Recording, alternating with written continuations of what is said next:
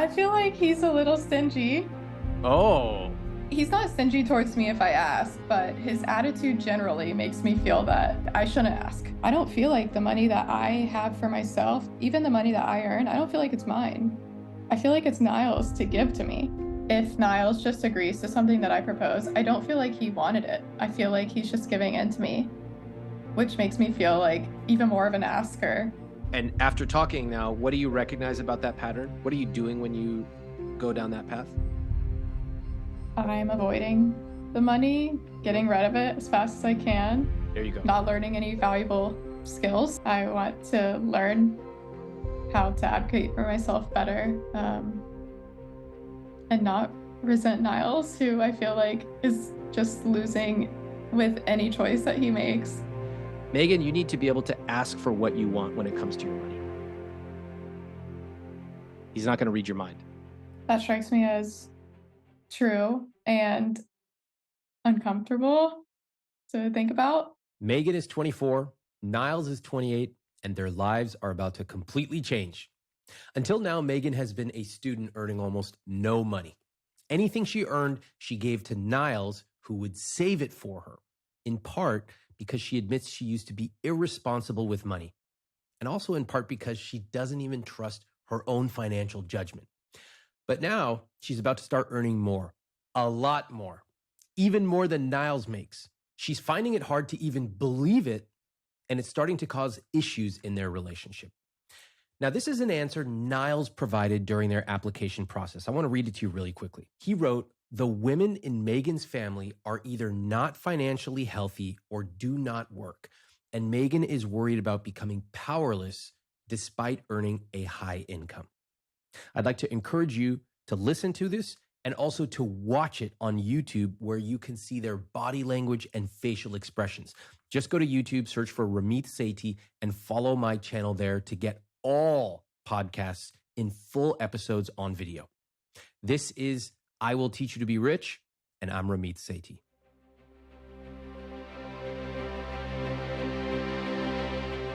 Early on in our relationship and early on in college, Megan had financial aid and I had financial aid as well, and I was working a minimum wage job. So this was before I was supporting us. But Megan accrued a considerable amount of credit card debt. Considerable And means what? that was like $10,000 or something, Megan. I don't Yeah, know I the think it was amount. like $8,000. Okay. Yeah. Yeah. So with no way to pay it off, so it constantly was accruing, and it was in collections and all this stuff. And so, I didn't really trust her with her money. And as part of that, the rent to me, it wasn't going to be like one of those things like, oh, I'm going to pay it back, like that you're going to have, like, I'm saving this money so you can get it back in the future. But it did feel like it was more secure in my hands. Typically, that wouldn't go directly to the principal, like I was mentioning. It would go into my savings. So like if she needed the money, I always felt like she could take it out, though I don't think we had a conversation about that at the time. Okay. And that was, like I said, I felt more secretive about the money, I suppose.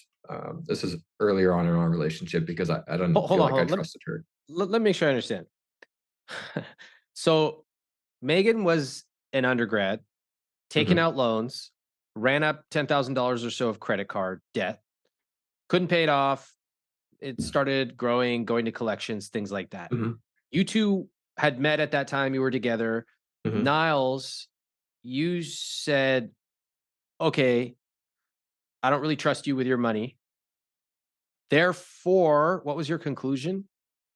Give it to me and I'll keep it in savings. But it was like, give it to me under the pretext as rent. And like Niles said, we didn't have a conversation about that. And I think the first time that I heard that that was why he decided to make me pay rent so that he could like hold the money for me and it would be safer than if I had access to it was this past week. Whoa. Yeah. Why? Why was it getting ready for this call? Yeah, it was. Secrets coming out of the vault. And what was that like when you heard that? I was like, that's fair because I definitely have come a long way with my money and my approach. Okay. But I was still like, that makes so much sense because of the dynamic that we have now, which is like I don't feel like the money that I have for myself, even the money that I earn, I don't feel like it's mine. Whose is it? I feel like it's Niles to give to me, So and you it make the creates money, he holds on to it, and you need to ask for it back. exactly, and I hate asking for it, and What does so it I make you end feel up like? it makes me feel powerless, and it goes back to I grew up with a single mom who was we were really poor. She still makes $10 an hour, and she did throughout my childhood, and we had to ask for a lot of help. Like we had food stamps, we had the Salvation Army Christmas gifts. I had discounts at all of the after school activities. Everything was subsidized somehow. And I feel like it made me feel lesser than my peers for sure because I didn't see them having to ask for the help.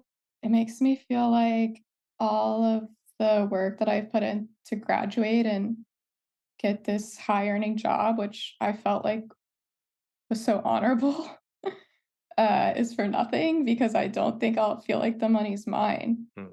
So if we stop talking right now and you both went back to the way you were doing it, you're about to start making a lot more money.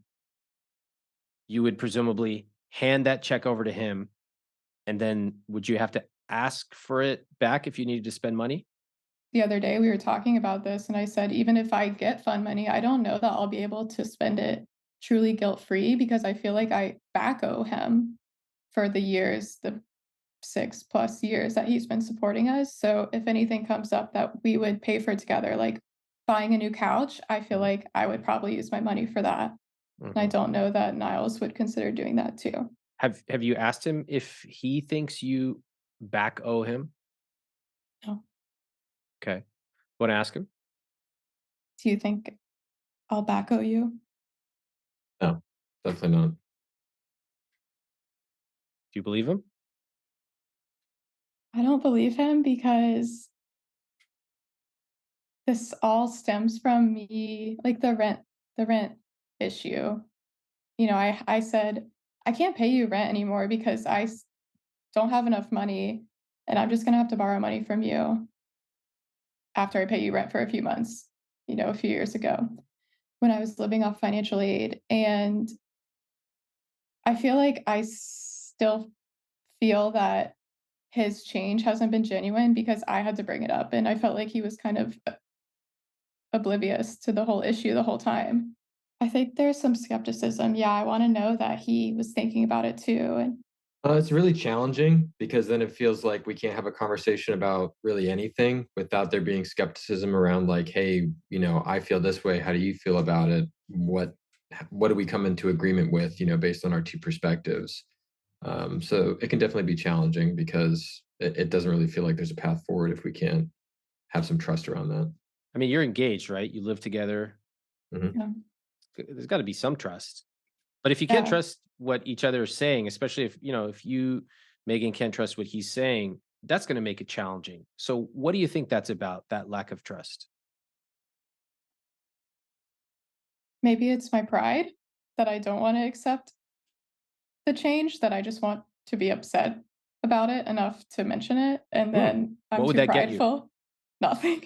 No, it would get you so Maybe the do upper you hand. maybe. Do you find yourself ruminating on money conversations in your relationship?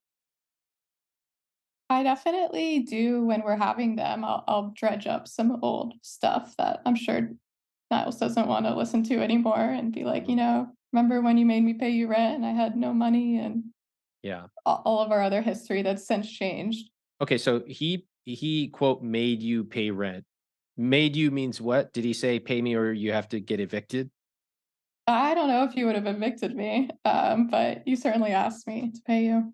Yeah, because it went from us renting two separate apartments in the same town to Mhm. us living together and me paying for the same apartment, Yeah. or the same price. And so I felt like, hey, you have 600 extra dollars. Like, might as well send it to me so I can save it for you or But for I us in the future. I didn't have extra dollars. That was my only dollars. I literally have no income right now. I have negative income. Okay, what's the situation right now? Right now, I'm in school Mhm. and I'm graduating, and my job doesn't start until October, but I've accepted a job, and Niles pays for all of our stuff. And it's been like this for 4 years. I've been in school for 7 years. Okay. This is law school? Hmm. Okay. Oh, congratulations. Just out of curiosity, if you had not moved in with him, Megan, how much would you be paying in rent? Yeah, I would be paying at least that much, and I would have certainly had to take out loans. Yeah. And the funny thing is, Niles, in a way, you were suggesting that out of the goodness of your heart. You really wanted to help Megan, it seems like. Am I reading that correctly? Yeah, I mean, definitely that was my goal. I think at the time I didn't feel like she was ready to take the feedback about her spending habits. I think so. Yeah, I definitely should have been more open about it. How old were you at that time, Megan? I think I was like 20. I'm not sure what's going on yet, but I am getting potential red flags. Let me start with the innocent explanation. Maybe Niles saw that his girlfriend wasn't great with money. He offered to have her live with him at a steeply reduced rent, and he took that rent money and put it into savings. Okay, if that's the case, it's pretty generous. On the other hand, it's not like she was a kid. 20 years old is enough to make binding decisions. Sure, maybe she wasn't good with money. Megan even admits that.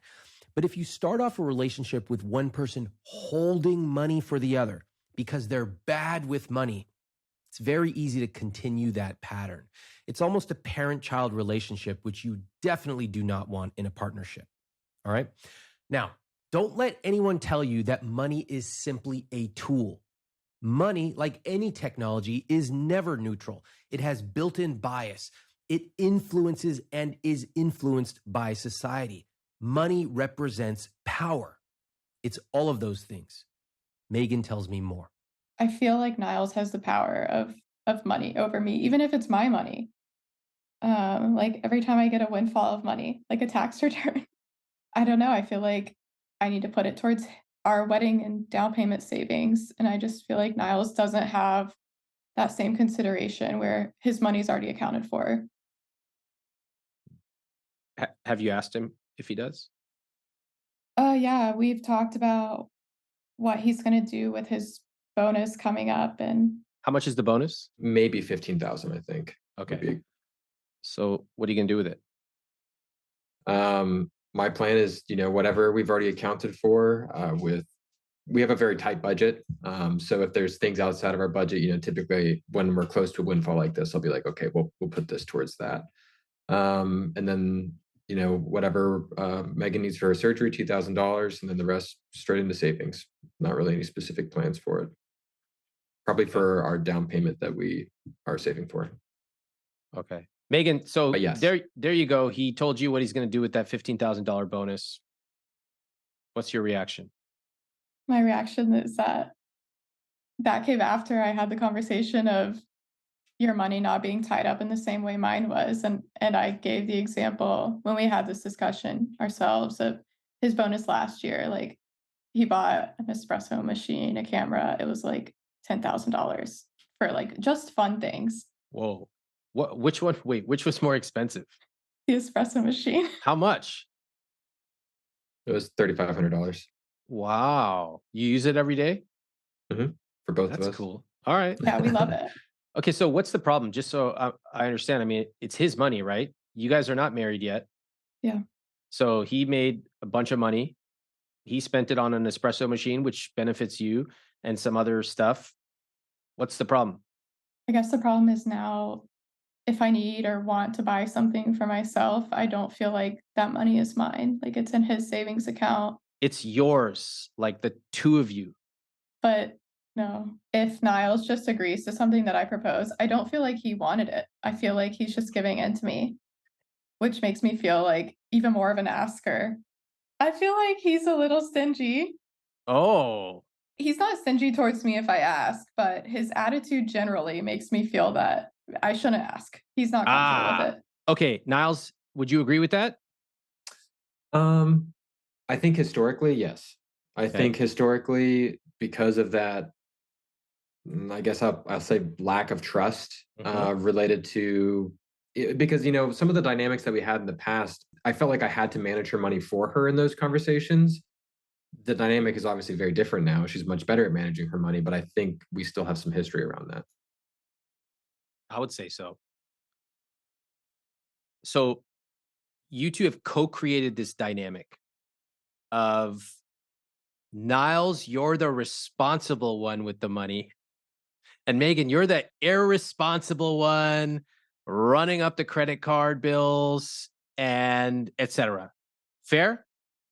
Yeah. I'm the instigator. Niles can ignore what we need or want, but I mentioned it. Okay, so who calls you the instigator? Me.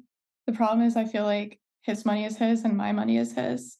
Like this Ah. summer, I earned the same salary that I'll be paid when I start my job. So I made like $30,000 after taxes in 10 weeks, which was great. And I sent Niles $17,000 for our savings. Okay. Like without him asking, I just feel so guilty about our situation that that's Did you what grow I up did. Catholic? No. Where does all this guilt come from? Maybe the fact that I was bad with money. My dream is we would stop describing ourselves as bad with something. I'm bad with money. I'm bad with my fitness goals. I'm bad, bad, bad. We give ourselves these labels, and then they often become self-fulfilling prophecies. I'm bad with money. Then I overspend 1 month. See, I tell myself, I am bad with money. No, let's reframe it. I haven't yet learned the skills of money or investing, but I'm making a plan to do just that. And you have lots of options. You can DIY it, use my book and use my journal, or you can get help with my money coaching program directly from me at iwt.com/money coaching. But please do not settle for calling yourself bad at something. You haven't built the skills yet, but if it's a priority for you, you can. I want to make sure I understand where you grew up with money, because some of the numbers I saw, obviously you're very good at what you do. You're about to make a lot of money and you're about to enter a level of socioeconomic status that you have not been at. Fair? Definitely. Okay. So I want to equip you to know how to think about money at that level, how to talk about money at that level, and how to behave with money at that level. All right. Megan, you mentioned you grew up poor, Salvation Army, food stamps, single mom. What do you remember about growing up as it relates to money? A lot of stress, living essentially day to day or week to week. My mom making some of the poor choices that I made when I accrued the credit card debt. Like what? Uh, like I think she was gonna file for bankruptcy when I was like a young child, Hmm. like less than 10. And I remember she like ran up her credit cards before that and was like, "Oh, I'm gonna file for bankruptcy," Might as well just charge it up. bad choices. Yeah. Okay. And what else do you remember about money? When she talked about it, what do you remember her saying? A lot of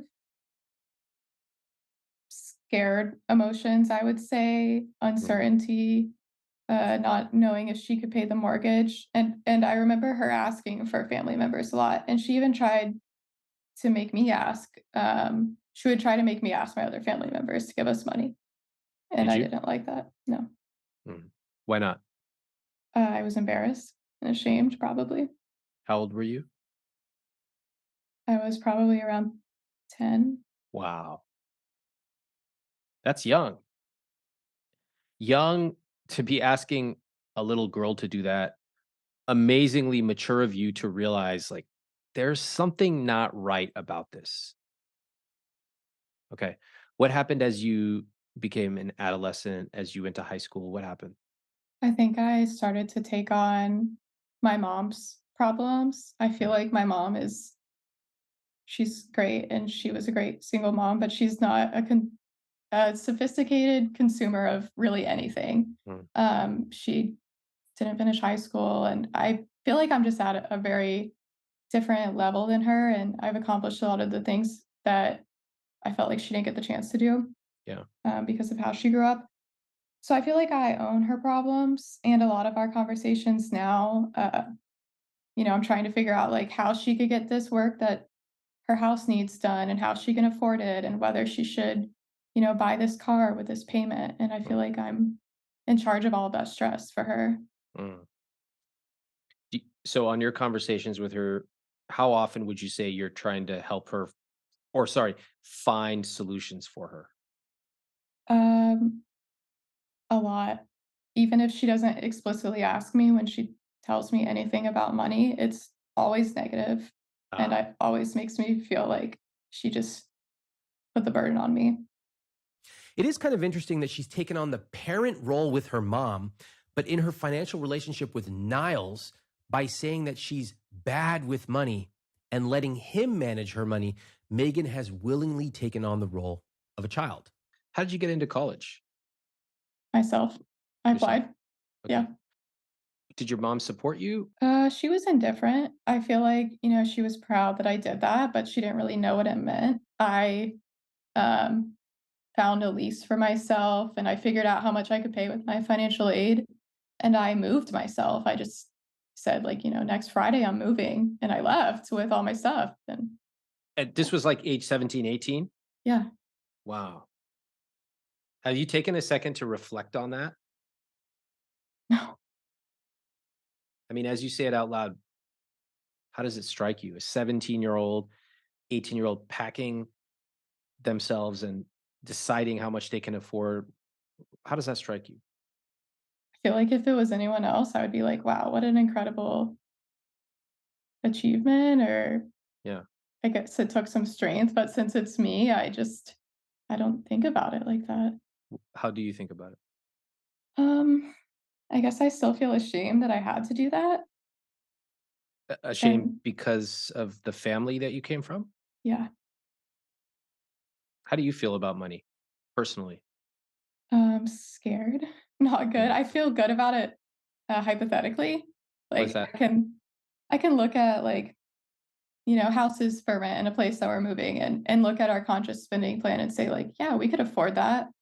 And then whenever it gets down to it, I'm like, we should live outside of the city Mm. and pay a fourth of that price Mm. because it's scary to think about having to owe that much. So you went on to college. You started. What'd you charge the credit card for? First of all, was it a Wells Fargo card or a Bank of America card?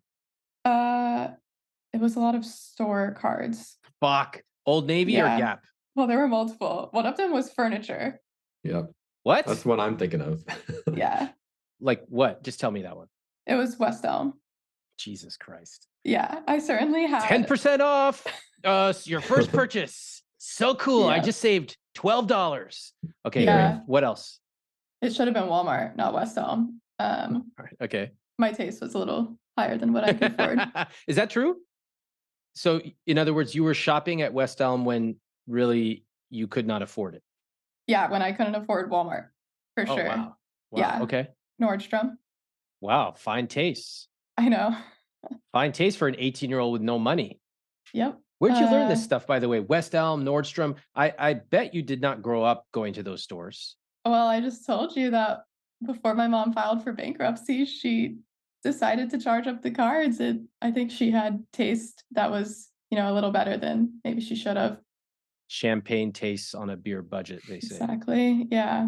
Okay. And I Wow. think I needed to fit in with the people around me, or at least feel like I could. And Mm. that kind of buying stuff from places, even though I couldn't afford it, gave me some kind of worth that I think I was missing. Did you understand how credit cards worked? No. And looking back, I'm shocked that I got one because I had no income. Yeah. So you would charge it and then you'd get these things in the mail and it would say some number, the minimum.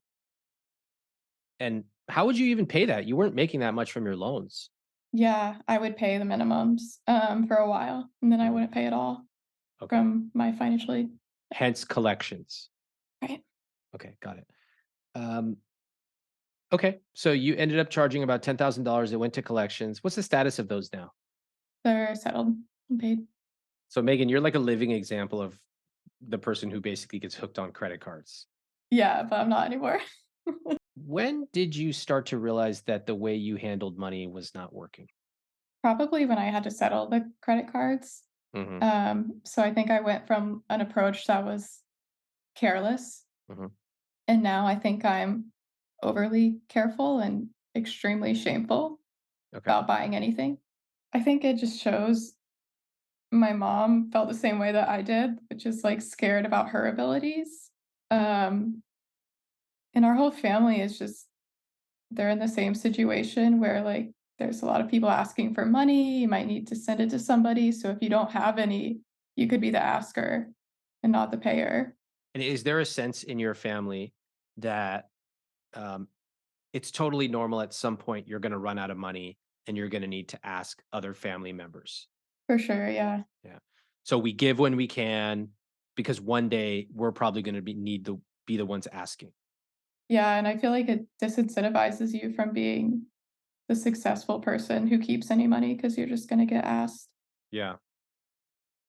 Well, are you the most successful person in your family? I think I'm gonna be the most high earning person. Okay. And does everybody know that? Mm, I don't exactly share how much I'll be making. Well, do they say like, "Oh, Megan's like a lawyer"? Yeah, they're very Okay. proud. Yeah, yeah. Oh, that's cool. Mhm. And is the implication positive for you, or is it like Megan's a lawyer, she thinks she's better than us? Like, which one is it? It separates me more Mm, than I'd like, so the latter. mhm. Okay. A lot of patterns repeating. I Yeah, caught something you mentioned about your mom too, the way she grew up. Do you think she grew up poor as well? I know she did, Yeah. So her lessons from her family were probably quite similar to the ones she taught you. for sure. My grandma worked in a gas station, um, and lived in, like, a trailer, and they're all Really? from the deep South, so Really? this is just a common experience. Yeah, I feel like there's a lot of poverty, Yeah. where we live, and she met my grandpa because he used to come into the gas station and buy lottery tickets, and she told him that, "Oh, no, my trailer's flooding," and she lived with him ever since she moved in. They weren't even dating, and then they spent the rest of their lives together. I mean, I It's such seriously a feel like you need to write a book. I This know. is insane. And Florida you're people. only 24. Your Yeah. life is just beginning. This is unbelievable. Okay. Definitely keep notes. All right. Who knows if you got a book in you? Yeah. Wow. All right. So do you see the patterns repeating themselves through the generations? Yes, and I feel like it makes me feel that I haven't really escaped that Yeah. reality where I came from. That's insightful. Even though geographically you live in a different place, even though you're surrounded by, all these academics and et cetera, you're about to go to these fancy law firms, even still you feel this inescapable pull back to how you grew up. Yeah, I feel like I might be discovered.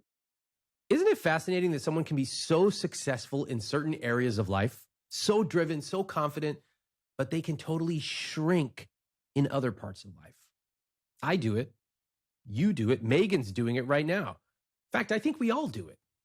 I want to point this out because it's so easy for you listening to this or watching this on YouTube to scream at Megan, how could you do that? Well, it's actually pretty easy to charge up tens of thousands of dollars on credit cards. Nobody stops you. In fact, they encourage you to. And one of my goals with this podcast is to give you a little more compassion for how people behave with their money. You went to law school, which is impressive as well. So did you do that on your own? Took the LSAT, all that stuff on your own? Yeah, I did. Okay. Yeah, and I got a full ride. Wow. So the only Wait. Hold on. How'd you do that? That's awesome. I had good grades. I work hard. How good? What's your GPA undergrad? I had like a 3.9, but I have a science background. Fuck I yeah. like that. Yeah. That's awesome. High five. That's amazing. Both of You're like blazing past this. I'm like, yo, this is so cool. And sometimes I think you minimize your own accomplishments. So you had a 3.9, amazing, full ride to law school. Holy shit. Did you enjoy law school? Somewhat, yeah. All I right. think it was my undergrad was harder for me. What? Yeah, That's weird. yeah, It's even weird for you to say you enjoyed law school. I mean, look, you and I both know all these law students, they all hate their lives for every minute they're in there. yeah. Were They you the hate each other. gunner? Were you the gunner in your school? Maybe. Was it Gunner?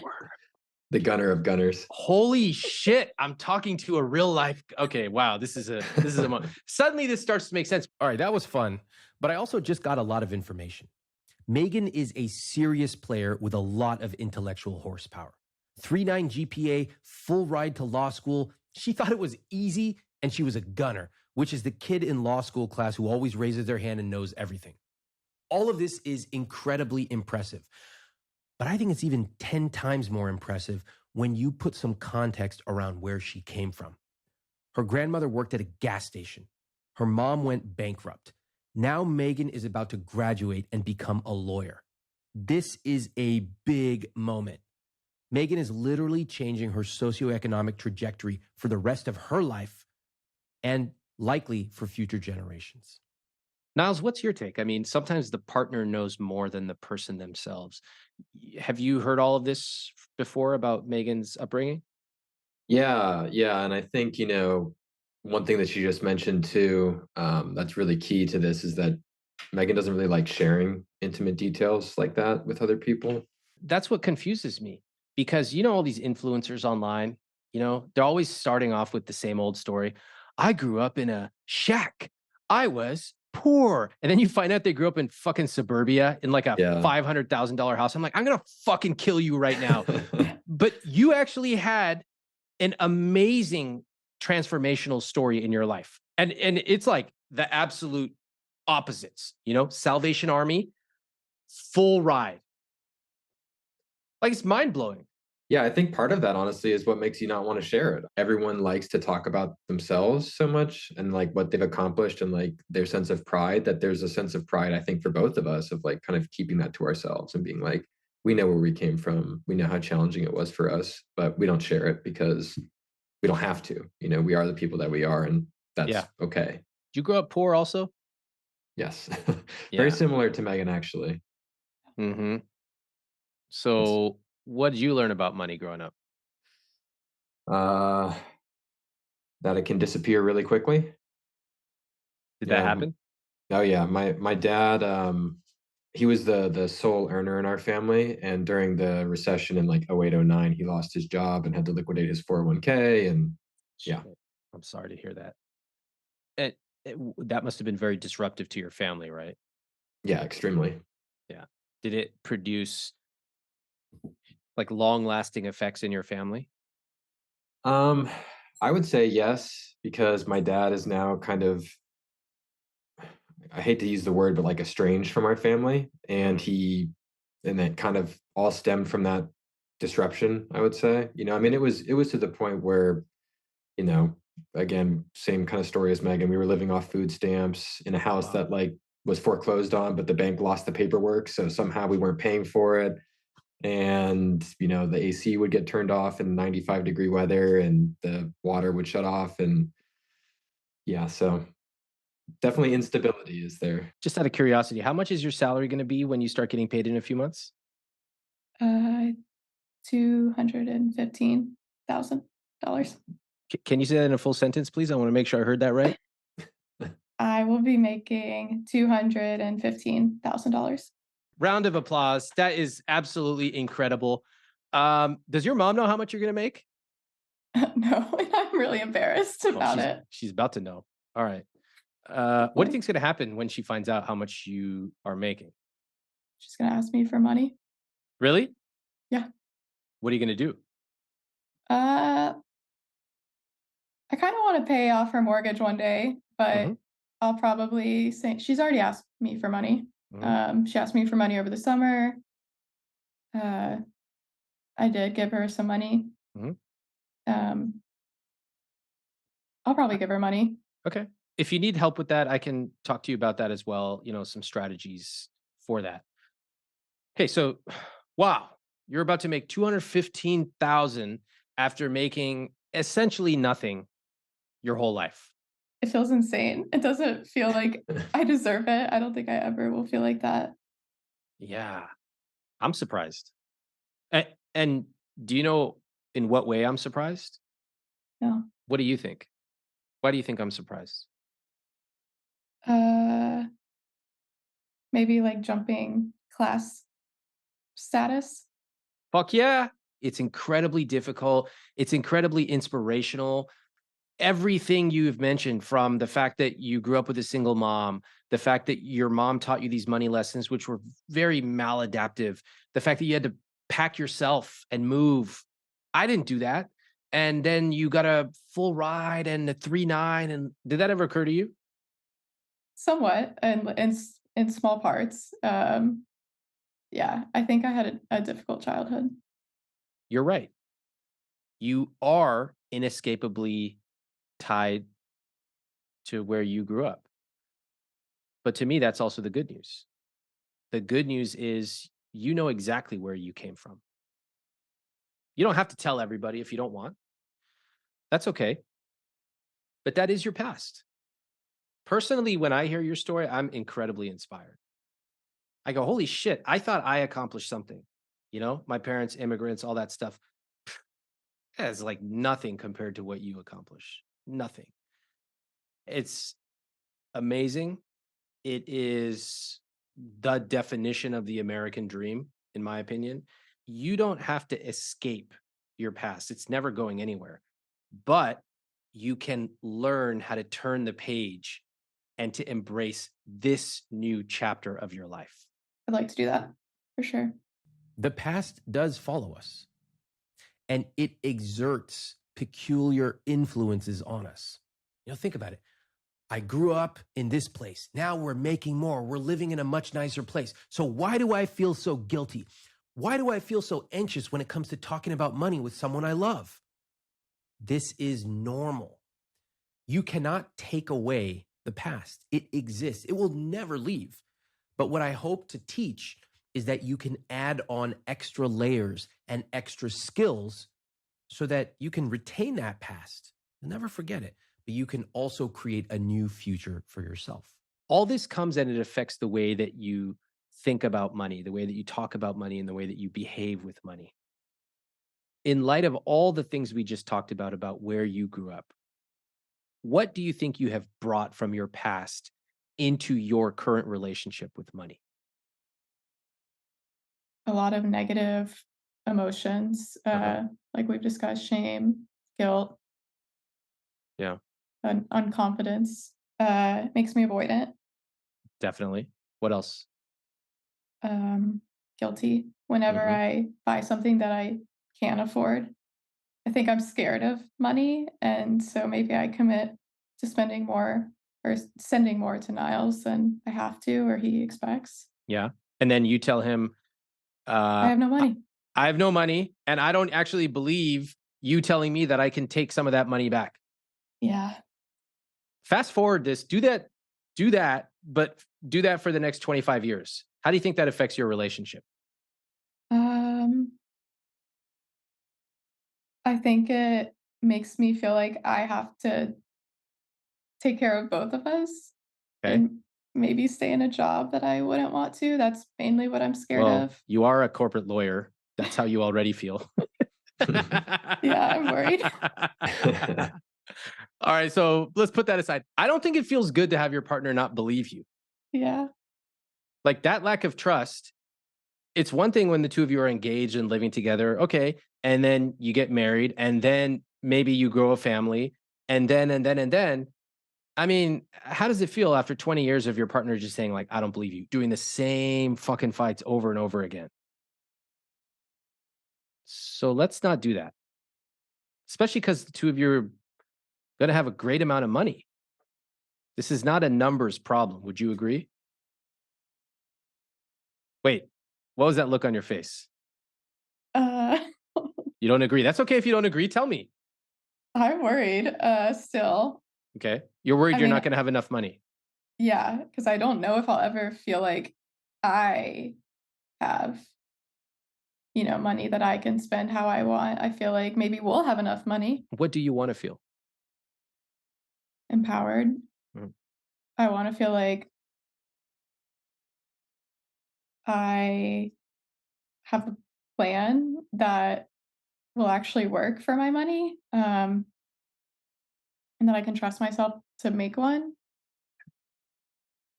I also want to feel like I can purchase the things that I want to go on vacations, and contribute my part of it and not feel the need to pay for all of it. Niles, any objections from you on any of that? Oh, I love all that. Okay. Do you believe him? Yeah. Good answer. Okay. All right. Let's look at the numbers, shall we? They have $290,000 in assets. That's a house and 2 cars. By the way, on their cars, they spend just $75 a month on gas total. Fantastic. And Megan is being added to the title on the house. Great. Megan has 0 in investments. Nyles has $165,000 invested. Their savings is at just under $40,000. Their debt is $229,000, 95% of which is their mortgage, meaning Megan only has $10,000 in student loans. Just to be clear, you have only $10,000 of loans graduating from law school.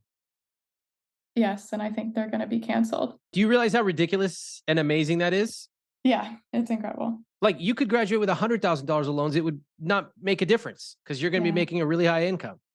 I wouldn't have gone. Okay. Just as a hypothetical, because I think this is important. You would not have gone to law school if you had to take out $100K of loans? Probably not. Okay. And let's say that I was interested in law. Do you think I would go to law school if I had to take out $100K of loans? Yeah, maybe depending on your comfort level with the debt. Yeah, I don't give a fuck. $100K, whatever. I know how much I'm going to make as a corporate attorney. 200, then 300 and blah, blah, blah. And you're going to be a partner, whatever. That's a lot of money. That number is inconsequential. What's the difference between us? You see the return, and Yes. I see now. Close. I see the ROI. You see the cost only. Cost is important. Absolutely. If you were going to some like 50th tier law school, you're only going to make 60K out of, then no. But you're obviously going to a good school. You're going to be working at a great firm. Why not? Different way of thinking about it. The most common money lens in America is cost. How much did that cost? Oh my God, you could get that so much cheaper. Ugh, why would you need to spend that much? One of my students recently sent me this Instagram post of a 2-star Michelin restaurant in San Francisco. She told me that she's eaten there twice. And the comments on one of the reels was a bunch of people saying, ew, who would spend $275 on this? I'd just be hungry. I'd rather go to McDonald's. This is what I mean by the money lens of cost. Most people only see the world as if they are wearing a set of eyeglasses that can only see cost. Yes, cost matters, absolutely, but it's also limiting. I think a much more savvy way is to look at value as well. Now, there are some areas of life where value is very intangible, like an expensive piece of clothing. This is where a lot of us lie to ourselves. We go, it's an investment. No, it's not. It's a luxury. That's the same with personal training. I used to say it was an investment, but now I've realized it's a luxury. An investment has the potential to pay back a specific material reward. Otherwise, people start to call everything an investment, which is exactly what people are doing now. My lipstick is an investment. My sweater is an investment. My office chair is an investment. Get real. But in other cases, there is a very clear, measurable ROI. Going to law school would make Megan money. Once you're comfortable with money and you understand that there are different money lenses besides cost, like ROI, even delight, these decisions become much more nuanced. And to learn more about this concept of money lenses, just Google Ramit money lenses. You were not raised thinking about ROI, making those trade-offs and calculations, but at the level that you are now playing, that's a skill you're going to have to learn. Yeah. Okay. All right. So 229,000, only 10,000 being student loans. Wow. All right. What's your total net worth? $264,300. Let's talk about income. What is your current gross household income, Nyles? $8,600 a month. Okay. And how's that split between you and Megan? I make all of that, and Okay. yeah. And she makes 0. Yeah. Okay, you're a student. Fine, no big deal. Megan, how do you feel about making zero in this relationship right now? Feel like it's normal. My feelings won't change when I start making money is what I'm worried about. No, like you could earn 10,000, 20,000, 50,000 a month, and that wouldn't necessarily change your feelings, right? Yeah. Right on. I agree with you. All right, so we got to find something else that we're going to do because it's not just the money. Take home pay is 6,600 a month. Fine. Your fixed costs are 54%. That's really good. That's really good. 20% on investments, which is good, especially at the current income you're making. That's fantastic. If you were to keep that up for just a few more years, you'd be in an absolutely phenomenal position. That's really good. Savings goals at 23%. You got a wedding coming up, is that right? Yes. That's right. All right. When's that? September September. 13th. Oh, wow. It's coming up soon. Okay, great. Congratulations. Thank you. So you're saving aggressively towards that. And then once that wedding is over and honeymoon or whatever, you'll probably take that money and redirect it somewhere else. Yep, that's the Okay, plan. good. And your guilt-free spending is at 3%. Is that true? Yeah. Sometimes Pretty we go and much. get a pastry. Split it. You know Yes. it. Sadly, I actually believe you. I like the discipline. I'll say that. I like it. Are you doing it for a reason? So all these other numbers can be what they are. I mean, what if you were to take your investments to 19% and take 1% and redirect it so you guys could buy 2 croissants a month? Like, do you want to do that? Because they've been living a life of scarcity for so long, Megan and Nyles literally lack the ability to know how to adjust their spending. It would be like me going to ask a random person on the street, how would you handle $20 million from the lottery? Where do you even start? I think the two of you have the lowest amount I've ever seen of a couple for guilt-free spending. You know that? That's sad, but I feel like it's expected. When do you get to feel good about money?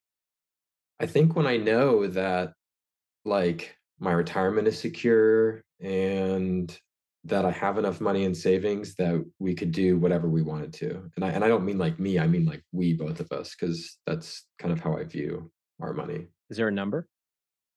No, I wouldn't say there's a number. So it's a feeling. Yeah, it's definitely more of a feeling. Okay. And where do I find the definition of that feeling on this conscious spending plan? I don't see it here somehow. Oh yeah. Yeah. I mean, this is Megan's favorite little anecdote about that is I use this little gas app that'll save you like 10 cents on a Come gallon on. on the gas. And I'll do it for 1 cent though.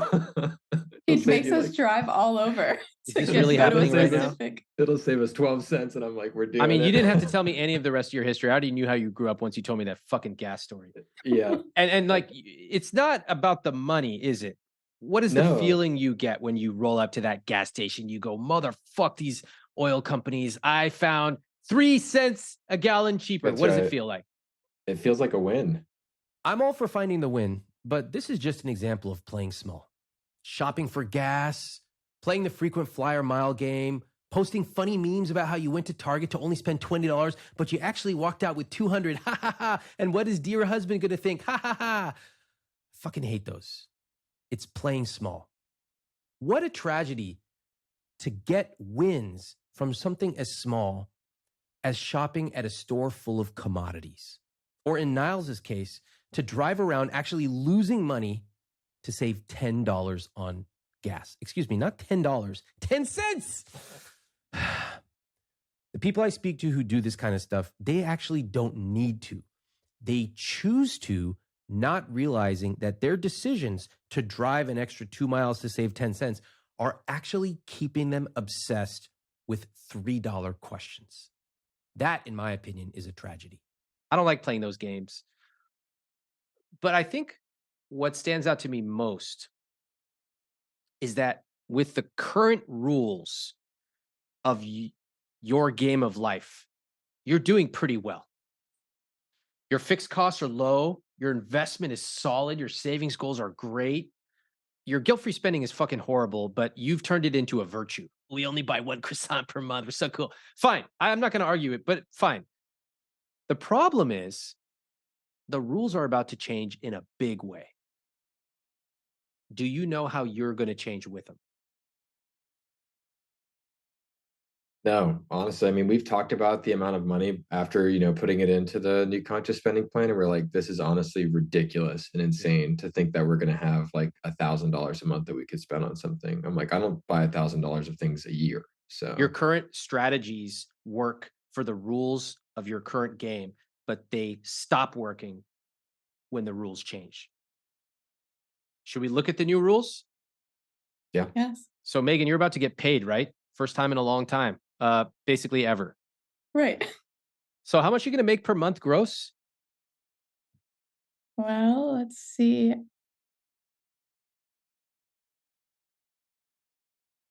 I'll make $17,916 a month. You're going to make $18K a month. How does that feel to say? I think that's the amount of money I've made in the past like 7 years. Yeah. Crazy. That's like amazing. It's ridiculous. It's bewildering. It's all of those things. But it's going to happen. Yeah, it's scary. If we didn't talk beyond right now, what would you end up doing with it? I'd probably be a lot less involved with how it's spent than I'd like to. And I'd probably have to ask Nyles for it. Okay. So you would just get the paycheck, send it to his account, and then probably feel like, "Oh, I can't do anything. I have no money," all that stuff. Right? Yeah, because I don't want to ask him. Yeah. Even though you yourself sent it to him. Yeah. And after talking now, what do you recognize about that pattern? What are you doing when you go down that path? I'm avoiding the money, getting rid of it as fast as I can, There you go. not learning any valuable skills. There you go. It's like the money came to you, and instead of you touching it and engaging with it, you literally just go hot potato onto the next person. Out of my hands. In Yeah. fact, I'm still poor. Not a healthy relationship with money. No, I want to learn how to advocate for myself better, and not resent Niles, who I feel like is just losing with any choice that he makes. Megan, you need to be able to ask for what you want when it comes to your money. He's not going to read your mind. Yeah, How does that strike you? that strikes me as true and uncomfortable to think about. Yeah. Yeah. Good. It should be. That's the level. You're jumping from here to here. It is an uncomfortable jump. But the fact is, one way or another, you're going to be in this situation, the situation where you're making 18K a month. One way or another, you're going to have to figure out how to deal with it. Either you're going to continue on the path that you've continued on, which is to hand over the money to him, let it go hot potato in one hand and out the other, and then feel resentful and like you don't have anything, which doesn't do him any favors. Niles, are you on board with that?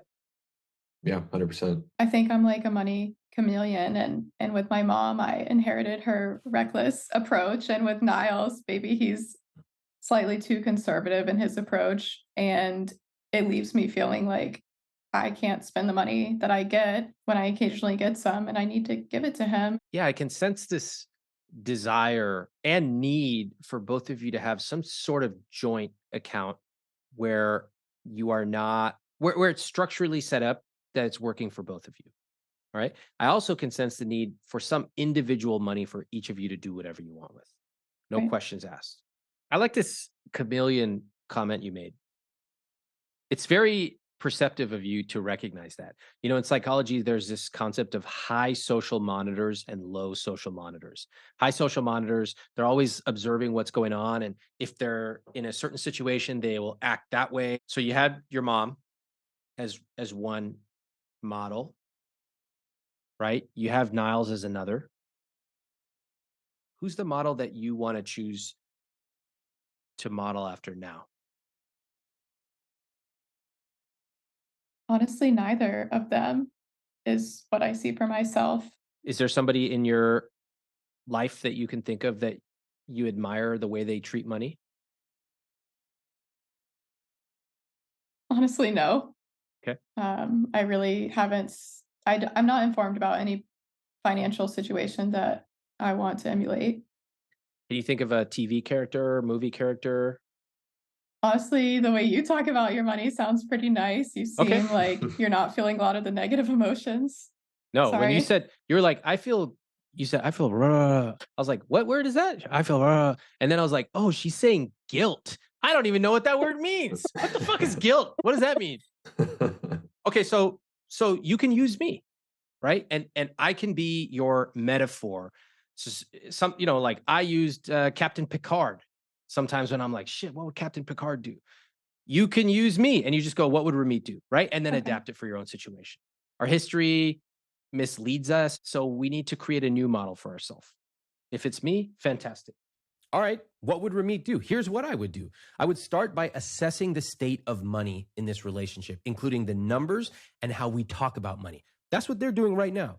Then I would decide on my rich life, starting with something vivid and specific. I would have my rich life, your rich life, our rich life. Perfect. And then I would set up the systems to make it happen. That is exactly what I would do in that order. Shall we look at the conscious spending plan with the new income? Because I'm really curious what you're going to do differently. Sure. Can you guys just tell me what your gross household income will be after this income change? $27,516. Every month. Are you guys still going to be driving around for cheaper gas? Nyles. It'll be hard not to, I'll be honest. Nyles, I'm going to kill you. Groceries, looks like you're going to spend a little bit more. Wow, you guys are splurging. What are you going to get? Well, I like to shop at the farmer's market. That also Okay. includes eating out. This is hilarious. Your groceries at the farmer's market and eating out is a total of $2,000 a month. I feel like that's an insane amount of money. We have 900 right now. Okay. What are you I guys going to agree. get at the farmer's market? Some almonds? What are you going to get? Mushrooms? Peaches. Wow. This is a big day. All right. She goes, I went to law school for like 30 years so I could afford some farmer's market peaches. God bless you. So great. I have nothing to add. You're under the recommended 60%. You're at 49%, even with a $5,000 a month rent and your peaches. Awesome. Sounds great. Okay, some of these numbers do really sound high, just saying them out loud. And this is one of the things that those people on Instagram were reacting to. $275 for dinner? Outrageous. This is why I always want you to calculate your conscious spending plan in percentages. Because it's true. Dinner for $275 is outrageous if you are making $25,000 a year. But if you make $300,000 a year, it's not. And if you have a 20% savings rate, whether at a high income or middle class income, you can save for things that might seem unimaginably ridiculous. Context matters. It's like asking someone how much they bench. Oh, 225. Wow. All right. Let's add some nuance though. Is that your first set or your last? Are you training for the first time or are you 10 years in? Do you weigh 250 pounds or 150? Fuck, as I say this example, I'm just getting mad because I actually can't bench 225. Maybe I'm just bitter. All right. Nyles is about to talk about throwing money away on rent, which is perfect because I can just channel my existing rage right now into this next part of our conversation. Let's do it. Nyles, you feel good? Yeah, I mean, I think the only thing, it does feel like an insane amount of money, even $2,000 a month for groceries and eating out. I'm like, that's a lot. But yeah, I think, the challenge that I have with renting, and I know Megan has said that you talk about this, is it feels hard for me to be like, okay with spending $5,000 a month on rent. It feels like I'm throwing it in the drain. Okay, let's just do this. I told him not to say it. Yeah, He said it. He fucking said it. Now we can't look, you pulled the plug, the water's rushing down the drain. We got to address it. If you were to spend 5,000, you feel like you'd be throwing money away on rent, right? I'll give you a couple of examples where the math is surprising. Living in high cost of living areas, Nyles, like New York, San Francisco, LA, every time you run the numbers, the vast majority of the time you find that it's actually cheaper to rent than to own. And I'll give you a personal example. When I lived in Manhattan, my apartment, let's just pretend it was $3,000 a month. The place next door, same view, same square footage, all that would have cost over $6,000 per month when you factor in taxes, interest, maintenance, all kinds of stuff. So it would be actually have been over $6,600 a month. So what I did was I took that $3,600 a month, and instead of buying, I rented, which was a great place, and I took that $3,600, I just invested it, which actually ended up making me more in the long term. But there are also some other reasons. I didn't know how long I was going to be in New York, so I wanted optionality. I didn't want to buy because it would have been incurring huge costs. And if I leave, fuck, do I really want to be a landlord? No. Do I want this to be that big of a part of my portfolio? Maybe, maybe not. So there are a lot of different concerns I had, but ultimately mine was a lifestyle choice first, financial second. Okay. Okay.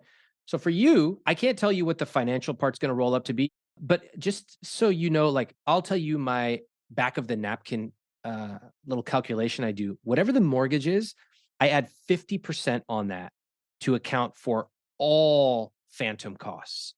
Okay. All right. That's how I think about it. So the math is in my book, chapter 9, and I have a bunch of stuff online about this. But please don't feel you're throwing money away, because just the same way you go to a restaurant and you happily spend money there, you are paying for value. It's the same thing whether you rent or buy. Okay. That makes sense. If you want to learn more about everything I just said regarding renting versus buying and how to actually calculate your own numbers, go to iwt.com/house guide. There's a free guide I put together where it shows you how to think about buying versus renting, including the actual calculations you need to make. That link again, iwt.com/house guide. Your investments would be 25%. Fantastic. So in this case, you took a bunch of money and you redirected it to investments, basically $5,000 a month. That's outstanding. I'm sure your work is going to have some 401k match. You're doing over 60K a year of investments. That's great. At this young age, oh my God, 10 years of this, you guys will be in an absolutely phenomenal, unstoppable financial position. You guys want to do the math right now? Sure. Sure. All right. So what's your current amount invested? 165. Okay. 165,000. How much are you going to put in per year? So this calculator is 60,000. Okay, that's this year.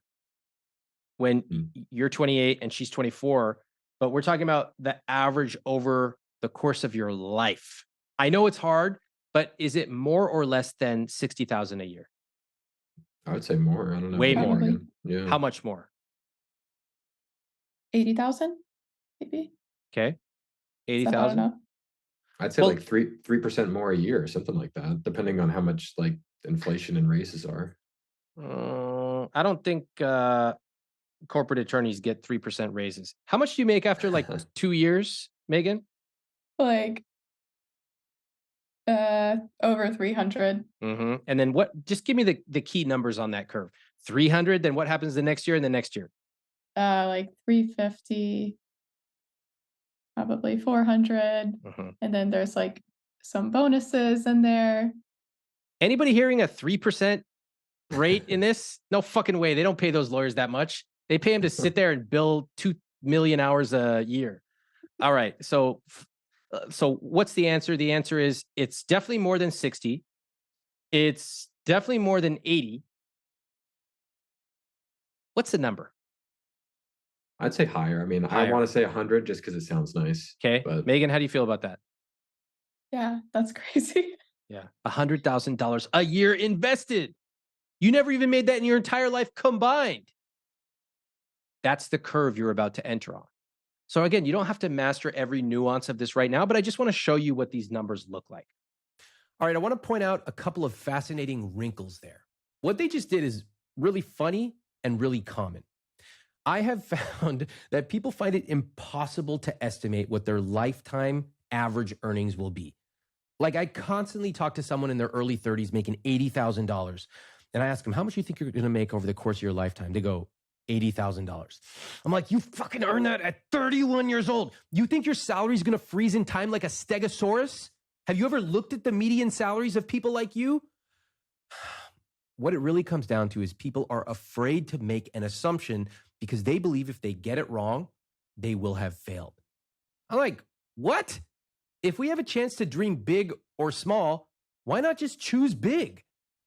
The funniest part of this whole conversation, by the way, is how Megan was just sitting there quietly, letting Nyles talk about his 3% raises. And then when I ask her, hey, Megan, what do lawyers make? She's like, oh, yeah, 350, then 400, then 500. It's like, Megan, speak up. Okay. Anyway, you guys constantly minimize your dreams. It drives me insane. But in the grand scheme, it's fine. You'll just end up with millions of dollars more than you ever imagined and no real idea or skills what to do with it at age 65. Whatever. Let's get back to the numbers. So I put 37 years for this to compound because that's how long until you're 65. What do you guys want to do here? How many years do you want to calculate this for? You want to just do 20 to see? Yeah, 20, 25. All right, 20 years. And your interest rate, what should we put there? You don't know. Have you read my book? 5%. 7%. Who's read my book out of the two of you? Oh, of course the gunner did. All right, 7%. You are correct. And now again, why it's all in there. You can choose 7, you can choose 8, historical, blah, blah, blah. But I always use 7 for my calculations. All right, so what do you think the number is going to be here? In 20 years, investing $100,000 a year, starting with 165, what do you think it's going to be? 4 million. All right. 5 million. Want to do something fun? Yeah. Want to just let it sit there and do 25 years? Just 5 more years. It took 20 years to get to 5 million. What do you think is going to happen in 5 years? Should almost double, right? Oh, my man knows the rule of 72. $7.6 million.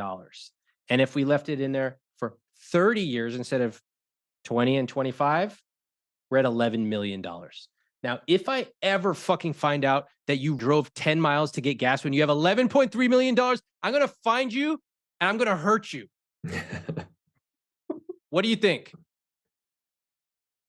Yeah, it feels fake. It doesn't feel like, oh, that's what's going to happen. Like something is going to happen between now and then that's going to make that all messed up. I don't know. That's what it feels like to me. Probably because that's what happened to my family. Exactly. You made the connection beautifully. It doesn't have to happen that way.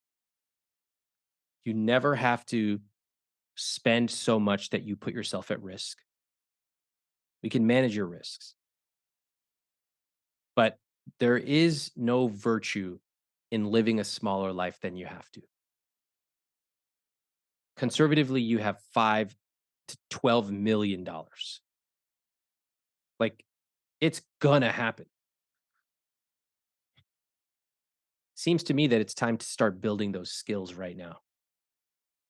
I mean, I think that Ramit raised a fair point when he said that your investments are generous right now, and looking at the calculation that we just saw, and knowing that our income will increase and we have 30 years to do it, I think that maybe we could divert a little bit of that money and pay for a vacation or for us to have more experiences together, because staying at home is getting old, and just cooking when I have, been working for 10 hours, I think it's not going to work for us. Yeah. No, I 100% agree with you, especially, I mean, right now we're saving $600 a month as a down payment. Like, if we're not going to buy a house, we don't need to do that. So I think that makes a lot of sense to improve our quality of life now rather than, oh yeah, it's going to be good in October. Megan, I see you nodding a lot. Is that connecting with you? Yeah. I love to think about what I could buy someday. Like I often we visited Maine this year and I really liked a certain town and I thought like, wow, maybe we could spend summers here and, buy a house or rent a house for the summer. So I look at the houses for sale there, even though this is like a far off goal. Yeah. And the same thing with all these things I want to buy for our wedding. I have a list including the prices of everything. But then when it comes down to it, I just can't buy it Because because I feel like I'd have to ask for it. I feel like there might be some judgment about it from Niles, the same way I feel about telling other people something personal about me. Hmm. Maybe this is a personal desire that I just want to keep to myself. Nothing you've mentioned seems outrageous to me. Can I just tell you that? Wanting to one day get a house? Okay. Something nice for your wedding? Why not? It seems to me Niles is fairly reasonable, but it also seems to me that you expect him to magically be able to read your mind. Yeah, I do. And I also assume that he doesn't find these things as valuable as I will, and that there will be some judgment about them. And worst case, maybe there will. What I'm not going to do is pretend that both of you are going to agree on everything for the rest of your lives. It's not going to happen. Instead, what I will do is teach you how to handle these natural disagreements. First, we have to be able to just articulate what we want. I know you articulate what you want at school because you couldn't achieve what you did without going for it. Like that was not an accident. Would you agree that the levels you achieved? Yeah, Okay, I had planned for it. exactly. Getting that job you got, not an accident. You went for it, didn't you? I did. You guys are awesome. Now, get specific. You have the intention. Talk numbers because I know you're both numerically driven. So we have 620, I think, per month that we're saving for the down payment. It would make sense to me to take $500 out of that per month For what? to put it into guilt-free spending. So we'd each have 250.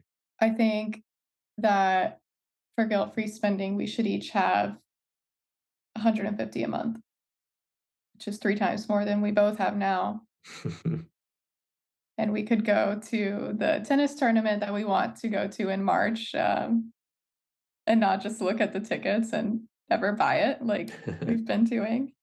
It's only $90, but we could go there. Yeah, let's do it. That makes a lot of sense to me. That's awesome. How do you both feel about that conversation? Much better. I think if we didn't have $30,000 in savings already, I might feel different, but we do. So, like, we don't need to keep saving that money and having literally no money to spend on anything fun. It would be nice. I Yeah. love that. I really enjoyed watching you both, joke around and, even make fun of yourselves. The tennis tournament, it's only $90. You're right. It is only $90. And your quality of life to give you something to remember and create these memories, absolutely amazing. It's not like you're asking for a $90,000 vacation. Yeah. $90, it's meaningful. You both love tennis. You could do it. You could do it today. You don't Mhm. even have to wait for this new income to come in. So to me, this is just such an awesome example of training wheels. $90, we redirected it from here. Ah, feels good. You're building the skills and you're probably going to encounter some stuff. You're going to go, oh my God, I didn't realize we should, the coffee, I didn't budget for it. This is $8. It's so expensive. Okay, you'll deal with that. And you're each time you go through one of these uncomfortable situations, what you're really doing is building the skills so that when you are making $18,000 a month, $20,000 a month, you've started already building those skills with smaller amounts. Sounds Makes great. Yeah, makes a lot of sense to me. Mm. Yeah, I think especially in the future dynamic, we'll feel I mean, I don't wanna, like, I'll pawn this off like, "Oh, yeah, we'll do it in the future," but I feel like our future budget does feel more flexible in that way, versus our current one would be like taking from retirement or taking from savings, which now that we've had this conversation feels a little bit better. But I think before it was a hard dynamic to change. Well, you do buy some flexibility when you add an extra $215,000 a year. Before I share the follow-ups from Nyles and Megan, I want to remind you to go to YouTube, search for Ramit Sethi, and follow my account there. You can watch this podcast with Megan and Nyles and see the fascinating body language in this episode. Now, I did something a little unusual to wrap this episode up with them. I was more directive than I usually am. I suggested that Nyles say, Megan, I really appreciate you contributing so much for our wedding, but I want to send you back $1,000 of your own money for you to use. And she resisted. She said, I don't know why, but it wouldn't feel meaningful to me. And this is what I said. I said something that I rarely do. I said, you know what, Nyles? I would just ignore her and send it anyway. And here's why. Megan, you made $30,000 in your internship and you have no money in your account. That's not okay with me. I want you to have money in case there's an emergency, and I want you to have money so you can begin trusting yourself.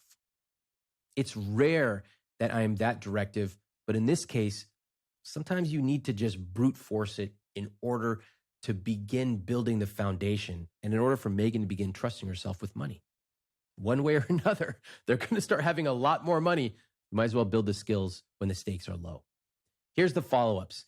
Megan said, I learned that I cause myself internal anguish for no reason when I don't communicate my needs clearly to Nyles. When I do communicate them, Nyles is more receptive than I assumed he would be. I realize that I am avoidant with money, and that part of me not communicating my needs is avoidance. After speaking with Ramit, we discussed our current CSP together. I was pleasantly surprised to hear that Nyles had considered my expenses when we talked about the CSP more. Great. And let's hear from Nyles. Nyles said, I learned how to trust Megan more with some of the financial decisions that I had been making on my own. I also learned how to take a more relaxed approach, especially as it relates to our savings. I was surprised by how much of our current habits and feelings towards money are influenced by events in our childhood and familial experiences. And they both said we rebalanced our CSP together to move money from saving for a down payment into fun money. Now we each have $200 of fun money per month. We calculated the money we still need for our wedding and honeymoon, and we decided where it's coming from. We are also going to put some money into savings and keep some for our own purchases too. Finally, we also booked the tennis tournament, 4 exclamation points. Megan and Nyles, it was such a pleasure to talk to you. Thank you for coming on the podcast and being so candid. And for everyone listening, as always, find me on YouTube, find me on Twitter, Instagram, TikTok, and my newsletter. And I will see you next week.